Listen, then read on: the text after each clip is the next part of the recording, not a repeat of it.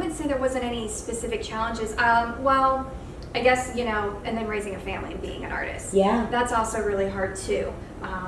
As we know, Michelle passed away. I did not get a chance to meet her, but I've known her two sons. Yes. And Dominic and Elias are sweethearts.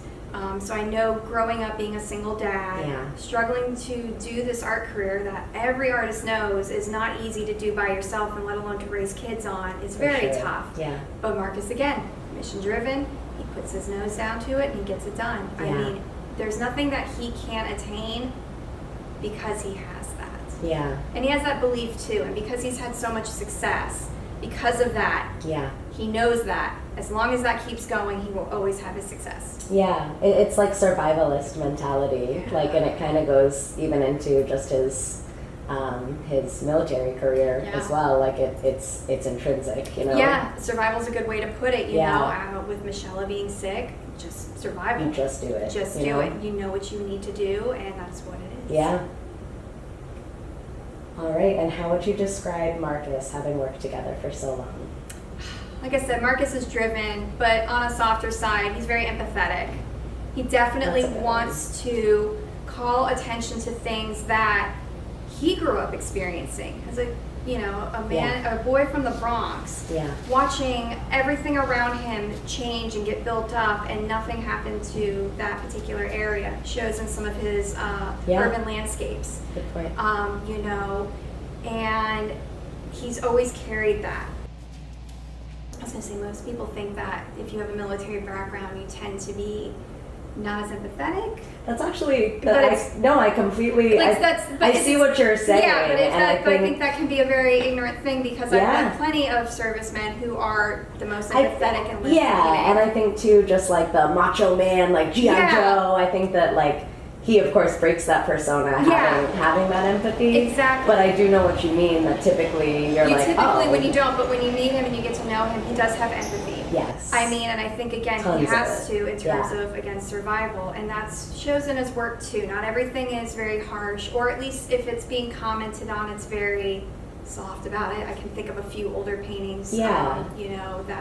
But I think too, that empathy piece, within the work that he's creating, he's a voice for the unheard. Yes. And so the empathy piece is even his work, of course it's personal, but it's relatable to so many, even if they haven't experienced every single thing. Mm-hmm. You can look at it and appreciate the standpoint. Exactly. And I think that calls back to what we were discussing earlier about no matter what side of the aisle you're from, you're coming into it, and I think some people can look at it and have empathy. Yeah. Or at least maybe stop for a moment and think okay, I get it now.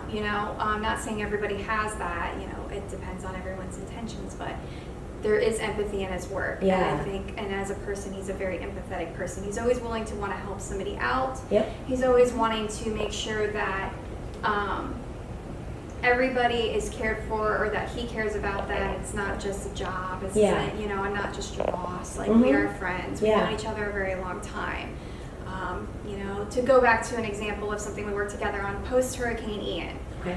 Juan reached out to Marcus and was explaining the devastation a lot of artists had. Of course. Many of them lost their studios, supplies, work, and when you put that all together and your home, you may have kissed your career as an artist goodbye. Yeah, that's everything. It's devastating. As at the time, I had just left Sanibel, but I knew a lot of artists on Big Arts, through Big Arts on Sanibel, Fort Myers Beach. This whole coastal area, people live on the coast, and it's a low-lying area. And when Ian's floods came through, that was something, as a person who's lived here my entire life and been through almost every hurricane since 1990, we have never seen flooding like that. Nor did we expect it.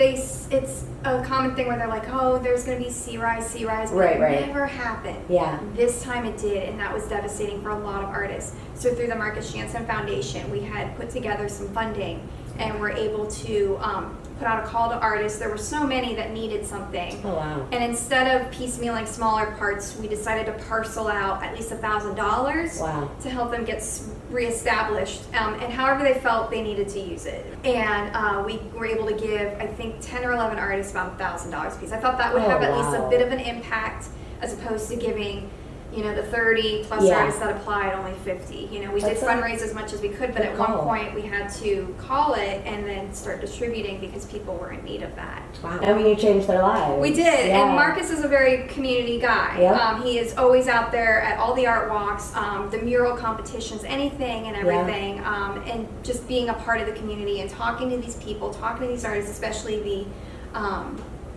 the minority groups in this area that are always ignored, overlooked, affected.